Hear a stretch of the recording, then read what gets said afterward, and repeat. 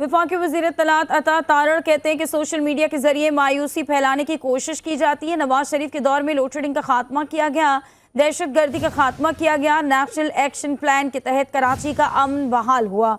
उनका मजीद ये कहना था कि हुकूमती इकदाम से सरमायाकारों का एतमाद बहाल हुआ।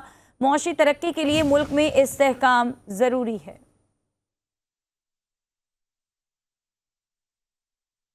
The commercial hub of this country, which makes the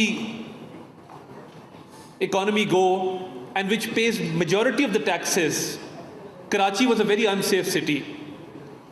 But there was an iron resolve to restore peace in Karachi and to restore peace in other parts of the country.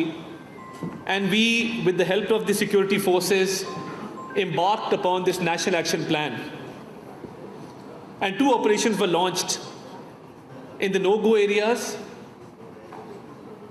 and an operation was launched in Karachi.